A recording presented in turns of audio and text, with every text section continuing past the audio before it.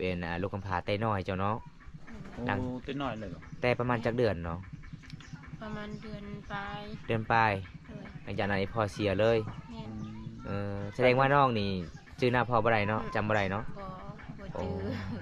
หลังจากพอเสียก็คืออายเจ้าก็เสียนำบ่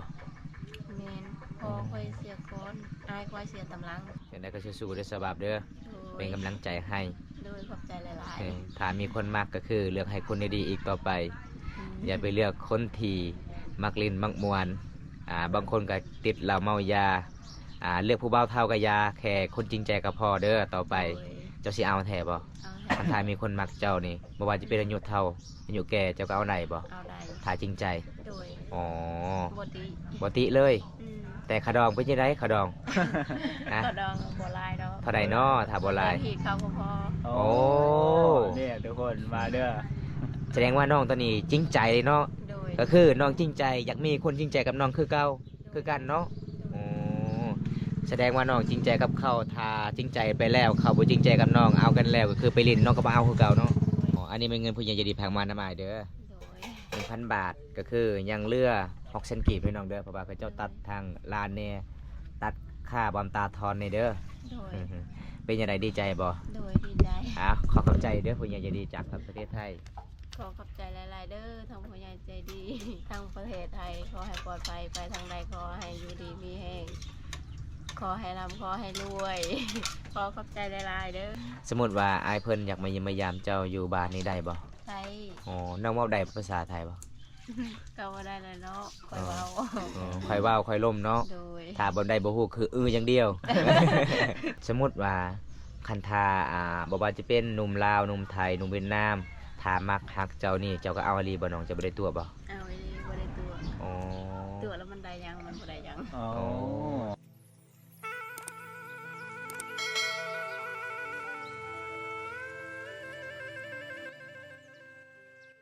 เอาครับสวัสดีทุกคนสบายดีบรรยากาศยามตอนเช้าๆทุกคนเลยมื้อนี้บัมตากะสิไปเยี่ยมไปยามสาวบาปทุกคนโดนแหละบัมตากะบ่ได้ไปเยี่ยมไปยามมีผู้ใหญ่ใจดีจากประเทศไทยพากเงินในบัมตาช่วยครอบครัวน้องเพิ่นเพราะว่าน้องเพิ่นก็บ่มีเงินซื้อเกลือซื้อพริกหนัวพี่น้องเอ้ยไปก็พากติดตามส่วนการมื้อนี้ก็สิได้พอหรือบ่น้องเพราะว่าบัมตาไปแต่ละเทื่อก็บ่ได้พอน้องเลยเพราะว่าน้องก็ไปเกี่ยวข้าวยังบ่ทันได้แล้วทุกคนนี่น้องเป็นลูกคำพร้าพี่น้องมีแต่ อีเมย์ไม่กระเท่าเลยพี่น้องตาบอดพี่น้องตาบ่เห็นหุงเลยทุกคนจะได้ก็ไปติดตามมาชมกันหลังพี่น้องนี่บรรยากาศยามตอนเช้าๆเขตชนบทชุมเผาบรูมังกองเด้อทุกคน อันนี้จะเป็นบ้านน้องแล้วทุกคนเลยบ้านน้องที่บัมตาไปยังพยายามตอนนั้นพี่น้องแล้วก็อันนี้คือมีผู้ใหญ่ใจดีจากประเทศอเมริกาที่ซอยน้องได้ซอยน้องสื่อหลังคาทำบ้านไม้ทุกคน อันนี้คืออีเมย์เพิ่นนอนอยู่นี่ได้ น้ำชาลูกน้ำชาลูก เอาอนุญาตขึ้นศาลน้องตอนเช้าๆเลยทุกคนเลยโอ้สบายดี โดยสบายดี เฮ็ดหยังกันนี่นะ กำลังเอาเงินเสื้อผ้า ไอเป็นเสื้อผ้าเออเพิ่นว่ากำลังสิเกียมปัดกวาดเฮือนศาลได้เบิ่งนี่เขาเจ้ารักษาตกตักคนเลยคิดว่าเขาเจ้าเฮ็ดลาบเลยทุกคนเอาเบิ่งประตูของน้องนี่งามหลายเลยได้ อันนี้น้องสานด้วยเองใส่เมเฮียมาสานทุกคนเลยน้องเฮ็ดเองเลย มาเมื่อนี้ใครน้องก็มีหลังคางามพี่น้องปกติกะมุงยาขามันก็สินอนบ่ได้ทุกคนเลยเพราะว่าช่วงนี้ก็สิฮอดหน้าหนาวฝนตกห้ามอีกเมื่อคืนนี้เบิ่งนี่ฝนตกโอ้ยเปียกหลายเลยทุกคน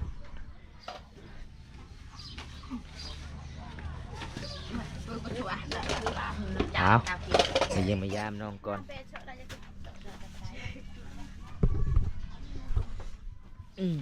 แล้วเราเกี่ยวข้าว เอาเลย อ๋อแล้วจังมือเลย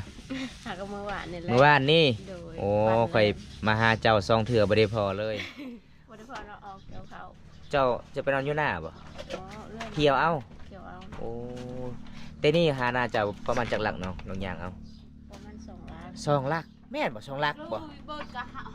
ได้2 ล้าน 2 ลักบ่ อืม ยางเอาตลอดเลย ยังเอา โอ้เบิ่งอีเมเพิ่นคักเนาะเสื่อยแม่ไปใส่ไปกันเอามันเอาให้ม่วน อันนี้ก็คือบอนจุดเขาเจ้าให้กิน1ข้าวเป่าไฟทุกคนดังไฟเขตชนบท ชมเผ่าบรูมังกรอันนี้จนเป็นสาวบาปเลยเป็นยังไงโดนแล้วบ่ได้ไปเยี่ยมไปยามปิงนัวเกลือยังมีอยู่บ่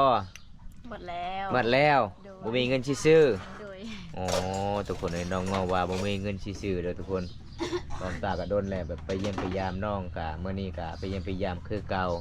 อันนี้ลูกสาวเนาะนี่เนาะ โดยแม่น ไปเรียนหนังสือบ่เจ้าบ่ ฮะ แม่นไปเรียนหนังสือยังบ่ทันได้ไปอยู่ โอ้เจ้าเรียนห้องใด อนุบาล อนุบาลมียังแขวเจ้าล่นแท้ อันนี้ลูกสาวเพิ่นทุกคนเลยเพิ่นได้ผัวแต่น้อยหลังจากนั้นก็เลิกกันผัวก็ไปเล่นผู้สาวตลอดเลยบ่ได้เฮ็ดเวียกเฮ็ดงานได้เงินค้ำก็บ่ให้เมียก็เลยเลิกกันเนาะอยู่นํกันบ่ได้ แม่น มื้อนี้บ่มีหยังหลายเด้ออายมาเยี่ยมมายามเจ้ามีผู้ใหญ่ใจดีจากฝั่งไทยฝากเงินนำอายเด้อถ้าได้เงินแล้วน้องอย่าซื้อหยัง ยังซื้อทรงซื้อเสื้อ ซื้อซองซื้อเสื้อ โดย ใกล้สิฮอดหน้าหนาวเนาะ แม่น อ๋อเสื้อเจ้าหรือว่าเสื้อลูก เสื้อลูกแล้วก็เสื้อค่อย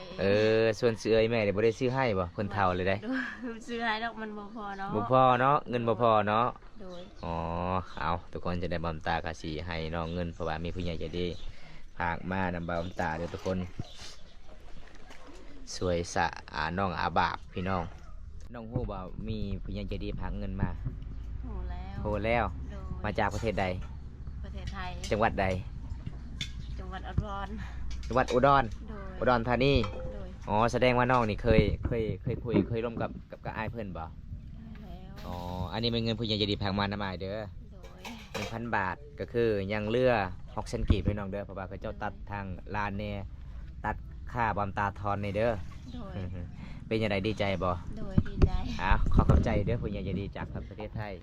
ขอขอบใจหลาย ๆ เด้อทางผู้ใหญ่ใจดี ทางประเทศไทยขอให้ปลอดภัยไปทางใดขอให้อยู่ดีมีแห้ง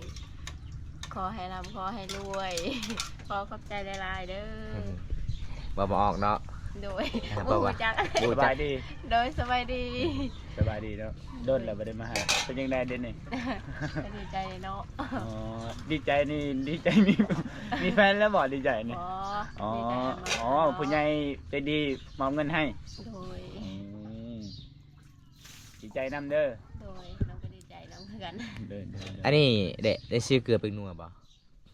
พอเนาะเกลือเป็นนัวเนาะ โดย จะพาซื้อเสื้อเด้อซื้อเกลือเป็นนัวก่อน เรือเท่านั้นก็คือน้องซื้อเสื้อถ้าน้องซื้อเสื้อก็คือเกลือเป็นนัวบ่มีกินเด้ เอายังมากิน แม่เนาะโดยน้องจะซื้อเป็นนัวแน่แหละกับซื้อเสื้อลูกแม่ อ๋อ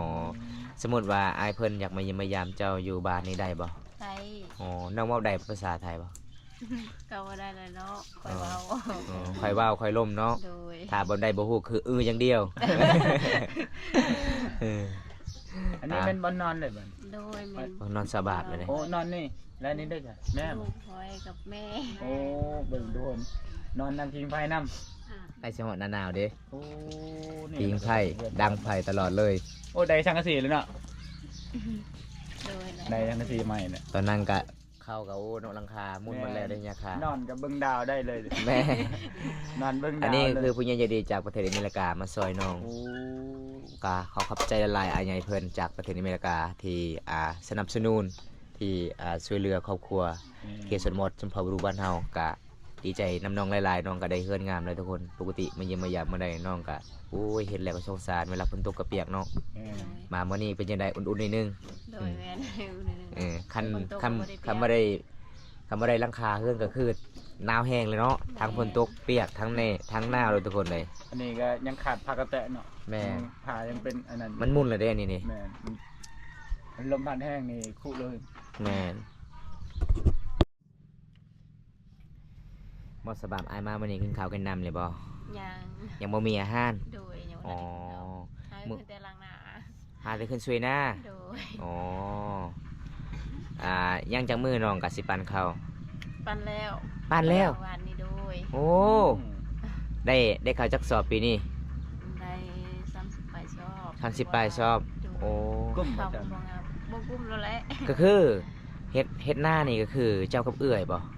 โดย แล้วก็อ้ายเด้ อายแน่ อ๋อก็คือให้กับมีแต่เจ้ากับเอื้อยโอ้ทุกคนเลยก็คือหน้ากับอ้ายเจ้าก็ซอยคือกันเนาะอ้ายเจ้าเอาเมียแหละบ่ เอาแล้ว โอ้ทุกคนเลยเพราะว่าน้องก็เป็นลูกกำพร้า นี่ เห็นแล้วก็น่าสงสารน้องหลายเลยเป็นยังไงอีเมลของน้องที่บ่สบายตอนนั้นดีขึ้นเลยบ่ ยังคือเก่า จอย โอ้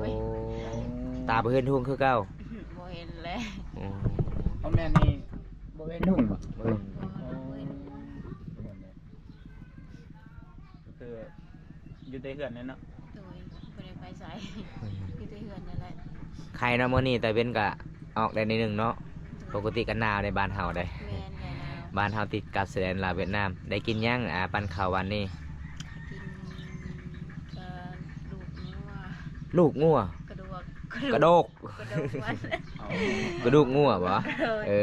อ วันนี้กินกระดูกงัวทุกคนเลยมาเยี่ยมมายามน้องวันนี้ก็สงสารน้องหลายโดนแหละบ่ได้ไปเยี่ยมไปยามทุกคน แม่น น้องก็ขาดเคินหลายลีพี่น้องเป็นครอบครัวยากจนเป็นลูกกำพร้าแน่เป็นลูกกำพร้าไต้น้อยเจ้าเนาะ โอ้ ดัง ตัวน้อยเลยเหรอ แต่ประมาณจักเดือนเนาะ ประมาณเดือนปลาย เดือนปลาย เลย หลังจากนั้นพอเสียเลย แม่น แสดงว่าน้องนี่ชื่อหน้าพ่อบ่ได้เนาะจำบ่ได้เนาะ บ่ โอ้ จื้อ หลังจากพอเสียก็คืออายเจ้าก็เสียนํบ่ แม่นพอค่อยเสียก่อนอายค่อยเสียตำหลัง แต่อายน้องเสียนี่น้องยังจื้อบ่จื้อ บ่จื้อ โอ้แสดงว่าน้องนี่ เป็นยังน้อย ยังน้อย น้อยแล้วเดือนปลาย แสดงว่าเฮือนของน้องตอนนั้นก็มี2คนเลยเนาะจากไปเนาะ โดยแม่น โอ้พี่น้องเอ้ยโลกคำพร้าพี่น้องแต่น้อย ก่อนเด็กนั่งแก่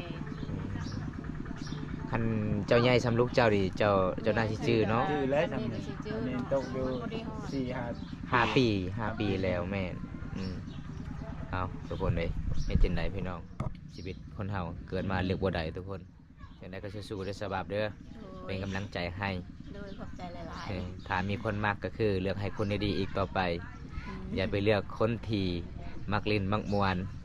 บางคนก็ติดเหล้าเมายาเลือกผู้เบาเท่ากับยาแค่คนจริงใจก็พอเด้อต่อไปเจ้าสิเอาแท้บ่ เอาให้ ถ้ามีคนมักเจ้านี่บ่ว่าจะเป็นอายุเท่าอายุแก่เจ้าก็เอาไหนบ่ เอาได้ ถ้าจริงใจ โดย อ๋อ บ่ติ บ่ติเลย อืม แต่ขาดองเป็นจังไดขาดองนะ ก็ดองบ่หลายดอก เท่าใดน้อถ้าบ่หลาย เฮีดเขาก็พอ โอ้ เนี่ยทุกคนมาเด้อ แสดงว่าน้องตอนนี้จริงใจเลยเนาะ โดย ก็คือน้องจริงใจอยากมีคนจริงใจกับน้องคือเก่าคือกันเนาะอ๋อแสดงว่าน้องจริงใจกับเขาถ้าจริงใจไปแล้วเขาบ่จริงใจกับน้องเอากันแล้วก็คือไปลิ้นน้องก็บ่เอาคือเก่าเนาะเรื่องเงิน เอา ค กันกันมันก็บ่อยู่เนาะ ำโดย มันจริงใจกับเฮานั่นเด้ แม่นสำคัญที่สุดคือใจเนาะเงินคำซ้ำแก้วถ้ามักหักกันแล้วก็ค่อยห้าเนาะพร้อมห้าพร้อมเฮ็ดพี่น้องเอ้ยจังใดก็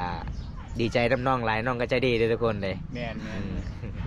เรื่องผู้สาวที่บอมตาไปถ่ายคลิปมันบ่คือน้องเลยคำเว้าสุดยอดที่น้องไอ้น้องว่าเรื่องเงินคำกับบ่มีกะยาแค่มีใจก็พอโอ้ยพี่น้อง สมมุติว่าคันอันนั้นสิเมื่อน้ำข้าวหรือว่าให้เขามาอยู่น้ำเฮา เมื่อน้ำเขา เมื่อน้ำข้าวก็ได้ บ่ อ๋อถึงว่าเขาจะมาอยู่น้ำบ้านเฮานี่ได้บ่ ได้คันมีดินนะบ่มีดินทางนี้นะ โอ้ อ๋อแต่ผู้ใดคันว่านั่นก็มีแต่ไปซื้อดินแล้วก็ อืม อืม ส่วนลาบ้านเฮานี่ไปสู่เนาะ โดย สู่อยู่น้ำผู้บ่าวทุกคนเลย ผู้ชายนี่ชู้ ไปสู่ อ๋อ อยู่ คือลาวแล้วเนาะ เออ ลาวนี่ผู้บ่าวไปชู้ สมมุติว่าคันทาบ่ว่าจะเป็นหนุ่มลาวหนุ่มไทยหนุ่มเวียดนามถ้ามักฮักเจ้านี่เจ้าก็เอาอีหลีบ่น้องจะบ่ได้ตัวบ่ เอาไอ้นี่บ่ได้ตัว อ๋อ ตัวแล้วมันได้ยังมันบ่ได้ยัง อ๋อ ทุกคน เย เลย ทุกคน สมมุติว่าคันเจ้าเอาผู้บ่าวพังไทยนี่ส่วนหลายนี่เขาเจ้าบ่ได้เฮ็ดให้เด้เฮ็ดแต่ปลูกทุเรียนน้องปลูกได้บ่ บ่ได้แล้วก็บ่เคยปลูกเนาะก็คันอยู่ว่าน้ำข้าวแล้วค่อยปลูก อ๋อคอยเฮียน โดย ก็คือน้องแกะทุเรียนได้บ่ บ่ได้ บ่ได้ บ่เคยแกะ อันทาบ่ได้ก็คือน้องเอาคนตีผาดไปเลย ทุกเบ้าอ่ะ เอาบ่เคยได้เด้ทางบ้านเฮาทางเมืองเฮานี่จ้ะ เออก็คือบ้านเฮาคือมีแต่มักมีเนาะ โดย มักขนูนทุกคนบักขนูนพี่น้อง บักขนุน อืม อ๋อมึงมี มักมีดูทุกคน บ่แม่นทุเรียนลาว มันเป็นทุเรียนลาวเด้อทุเรียนบ่เคยเอิ้นจักดีเลยเนาะ โดย แสดงว่าน้องบ่เคยกินทุเรียนเลยบ่ บ่ได้บ่ได้เคย อ๋อเคยกินแต่ลำไย เคยกินแต่ลำไยกับหมากมีแล้วก็ มะม่วง ะพร้าวมะม่วง อ๋อทุกคนเลย ไปอยู่ถั่วเรียนบ่เคยกินเด้ คันทามีน้องจะกินบ่ ยาก อยากกินแห้ง โดย คันทาน้องเอาออกบ่ได้คือกินบ่ได้คือเก่าได้ มันยากเลยพี่น้องปาดออกบ่ได้เลยพี่น้องเปลือกทุเรียน แม่น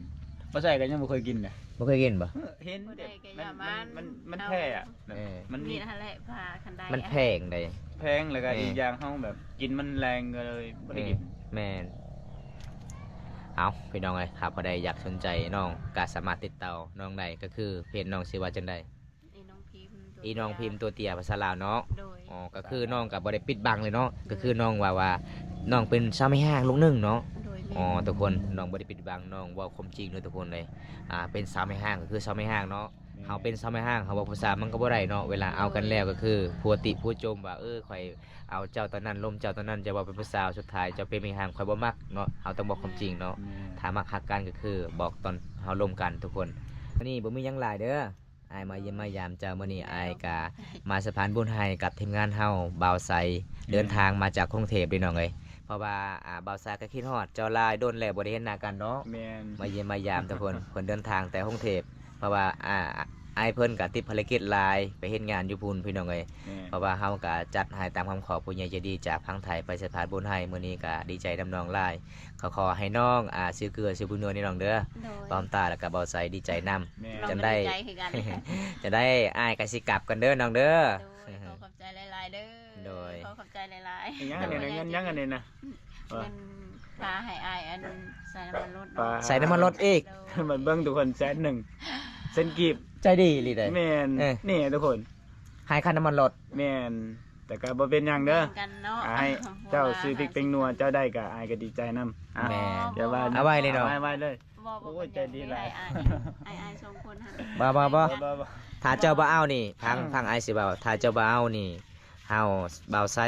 กับบ่าวบนตานี่น่าบ่กล้ามาได้มื้อหน้าได้เพราะว่าน้องใจดีหลาย แม่น อ้ายบ่กล้าเอาเพราะว่าเบิ่งเฮือนสามบ้านสองน้องยังขาดเคินหลายเลยน้องเอ้ย จังได้ก็ขอให้น้องซื้อเกลือไปซื้อเกลือซื้อพริกนัวมื้อใดบ่ตามากินสมกินเมี่ยงก็คือได้กินน้ำน้องเด้อน้องเด้อ เอาไว้เลยน้อง เอาไว้ ถ้าน้องบ่เอาก็คือมื้อหน้าอายบ่มาอีกใดเพราะว่าถ้ามีผู้ใหญ่ฝากเงินมาอายก็บ่รับอีกใดเจ้าสิเลือกอันใด ใจดีหลายทุกคน ยอมรับสาวชนบทนี่ใจดีหลายๆคนเด้ แม่นแม่น สุดยอดเลยทุกคนเด้ ทุกคน เอาทุกคนถ้าผู้ใดรับชมคลิปนี้แล้วก็ฝากกดไลค์กดแชร์กดติดตามด้วยเด้อพี่น้องเฮาบ่เอาเงินนี่เด้อทุกคนเด้ บางคนก็ดราม่าบ่ว่าเป็นหยังเอาเงินน้องๆบ่แม่นนะทุกคนเฮาบ่เอาส่วนหลายน้องๆหลายๆคนให้เฮาแต่เฮาบ่เอาเฮาบ่กล้าเอาพี่น้อง แม่น เพราะว่าเฮาก็สงสารเฮาก็บ่มีเงินบ่มีคำคือกันแต่น้ำจิตน้ำใจบ้านเฮาเวลาเฮาไปทางนี้